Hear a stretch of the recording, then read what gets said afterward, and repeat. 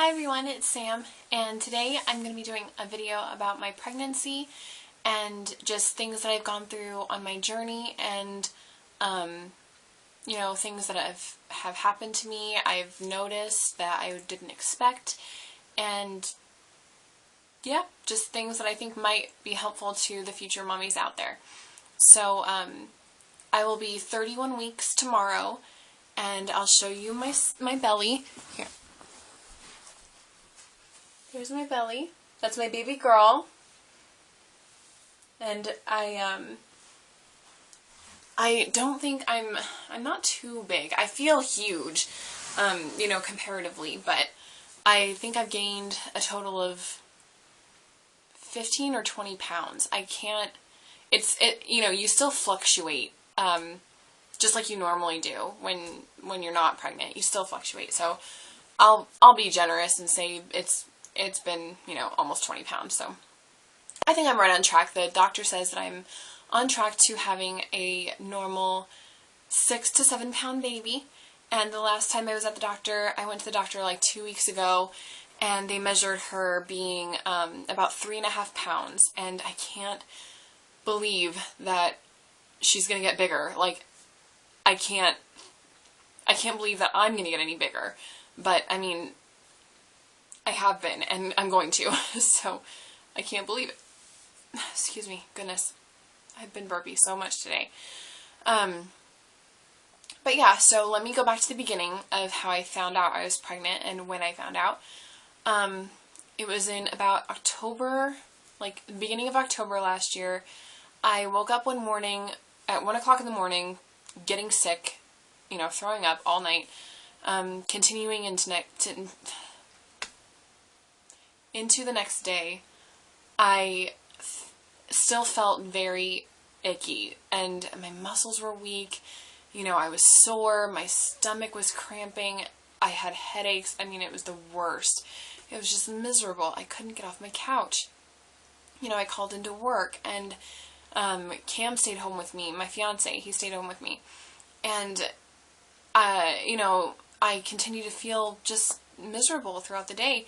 And toward the end of the day, Cam was like, oh, maybe you should take a pregnancy test. And I was like, I don't think that's what it is. I thought it was the flu because I work at a school with pre-K kids. And, they're 4 and 5. And, at that age, that's all they do is pass out germs. So, I was thinking to myself, I was like, well, I wouldn't be surprised if I caught the flu, from one of my kids. And I know it's been really bad the last couple of years. So that's what I thought it was. So I was like, but I had a pregnancy test like already in my bathroom. So I was like, why not take it, rule it out, and just, go to the doctor and get some medication for flu. So I took it, and I did not even have to wait for the results. Like, the line immediately, like, showed up, and I was like, oh my god, that's just crazy. And I called Cam to the bathroom, and he was like, no way. And I was like, well, let's not get too crazy about this, let's not get our hopes up or, too excited, because sometimes these things aren't very accurate.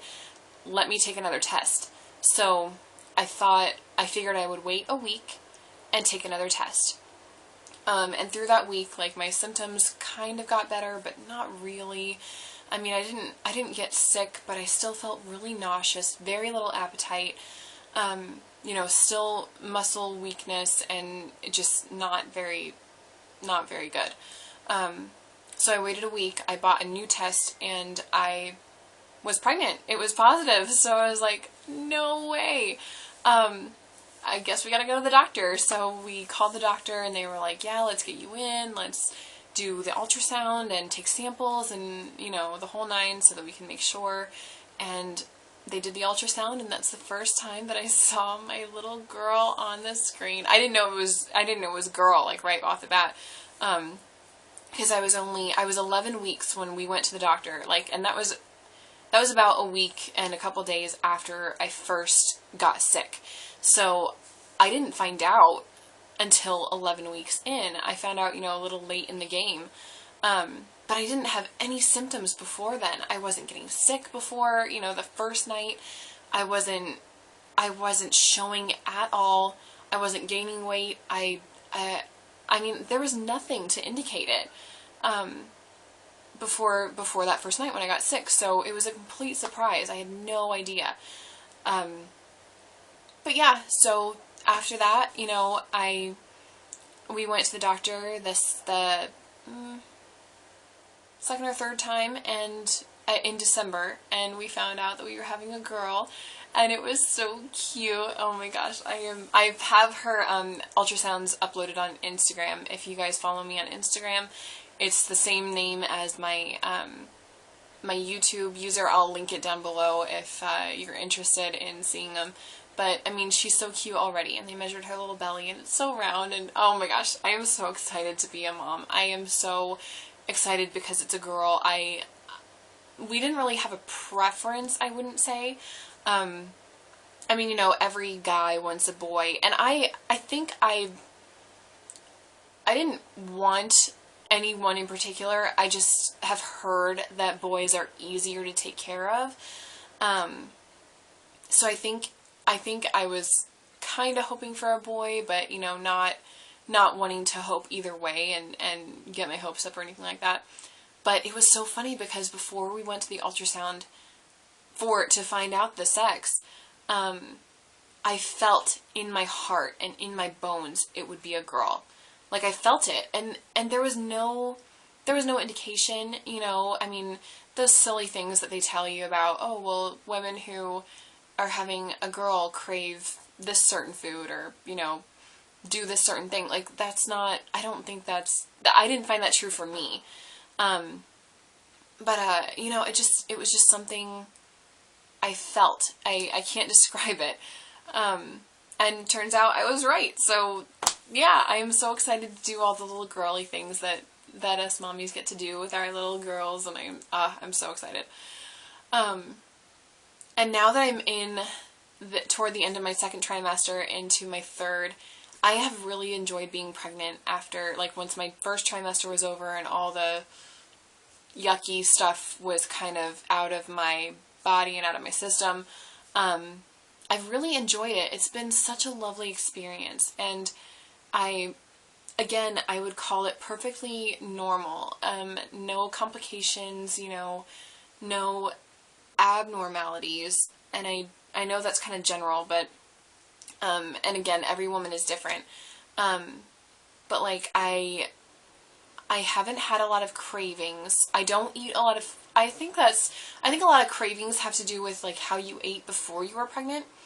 And before I was pregnant, I ate relatively healthy. I didn't, like, Cam and I, we live in Montana. We live out in the middle of nowhere.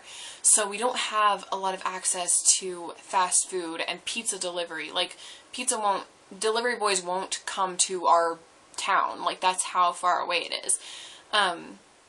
So if we want to have, you know, to go out to eat, we have to drive in town. And town's about, like, 20, 30 miles away. So, I mean, it's a big process to go just to get food. So we would rather just cook here at home, which is a much healthier alternative.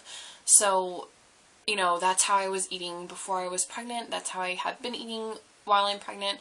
And I haven't been craving a lot of things. The only thing that I would say that I've actually craved is fruit. And I think I only crave that because I've been a lot thirstier. And I've still been drinking a lot of water, but there's still that little thirst that is not quenched through water. I don't really know how to describe it. And just the cold fruit really quenches my thirst. Because we just buy frozen fruit, you know, in a big bag, the mixed frozen fruit with like strawberries and mangoes and pineapples and blueberries, and I'll just put that in a Tupperware dish and take it to school and eat it all day. And it's just the only thing that quenches my thirst. I don't know why, but it is. And during my first trimester, I really only drank apple juice. It was the only thing that I could drink and not want to throw it up. I wasn't drinking a lot of milk in my first trimester. But, yeah, I mean, now that my first trimester is over, I have my appetite back. I'm eating completely normal things.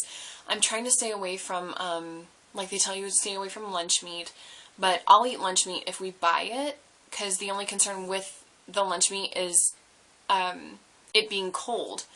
And that's why, I mean, they tell you not to go to like Jimmy John's or Subway, just because you don't know at what temperature those meats are stored and how long they've been cold or warm or whatever. So I haven't had those as I've been pregnant. I've eaten my lunch meat because I buy it and I put it in my fridge and I know it's cold, so I know it's safe. But yeah, I haven't been eating what else? Like nacho cheese, queso, things like that. Again, not a huge concern because we don't go out to eat a lot and it's not something that we buy regularly. So I'm not really even worried about it, you know? I mean, it's good and I would have it if I weren't pregnant when I could get it. But it's not something that I can't have it, you know, and I'm really mad about it. Like coffee. I wasn't a huge coffee drinker before I got pregnant, and I didn't think I would miss the taste of coffee, but I did. And I've been just drinking decaf, and it satisfies me because I like the taste. I don't need the caffeine, just because, like I said, I didn't drink a lot of it before I got pregnant, so I don't have like headaches from withdrawal or anything like that. But yeah, I think that those are the only things, like, diet-wise that have been different, or that I'm concerned about, you know. So, yeah, almost in my third trimester right now, and the concern right now for me is researching labor and delivery and postpartum, just because I feel like, you know, I'm pregnant right now. I've been pregnant. I'm good on that. Like, I know, I don't think I don't know everything, but I know what I need to know, you know, just being pregnant, and I don't know a lot, or I don't feel like I know enough about labor and delivery and postpartum. So those are the things I'm researching right now. I've been watching YouTube videos on any kind of labor, and I know the doctors tell you not to do this. They tell you don't Google things, don't YouTube things, because it'll exaggerate things in your mind, like problems that could go wrong and things like that. And I'm taking those things with a grain of salt. I'm not, you know, a dramatic person. I know that as long as I'm safe and, you know, everything, I know I can't control everything. I know that. And that's another realization coming into the closer I get to labor and delivery, just because I'm trying to want to control everything that goes on the day, and it's not possible. It's just not. And that's one of the things, like, I've heard so many stories from the moms at work that I work with, on YouTube that I've seen, you know, all these moms, they work out, they take their vitamins, they eat healthy, and then something unexpected happens on the day of their delivery that they could not have prepared for in a million years. You know, so that's something that has been hard to accept, but I'm getting there, and I think I'm okay with that right now. It's still a nerve-wracking feeling the closer that it gets. Just because you don't know if you're going to get there in time to have an epidural. You don't know if, you know, something's going to go wrong. Maybe the cord's wrapped around the neck, or maybe, you know, she's going to come out the wrong way, or maybe, I mean, any number of things could happen. And I just broke down the other day. I started bawling and crying, and I lost it. I was just like, what if I'm in there on the day giving birth to her and I can't do what they tell me to do? Like, what if I can't push, or what if I can't do these things that I mean, that I've been preparing, my body has been preparing for 9 months. Like, what if I can't do it? And I lost it. And I mean, I know I'm being kind of silly, and Cam said the same thing. You know, my fiance, he's been so great through this, dealing with my emotional crazy, but he was like, you know, women have been doing this for millions and billions of years. You know, women with more complications than we've had, women smaller than me, I mean, younger than me. I know I'm being kind of silly. I know I was being kind of silly on that day. But it's a lot of it's the emotional, you know, the emotions that you're feeling. Because, I mean, it's everything. And I'm not just worried. I'm super excited. I'm anxious to have her here. Like, I want her to be here. You know, I'm nervous at the same time. I'm scared. I don't know what the pain's going to feel like. Is it going to affect, you know, my body in a negative way?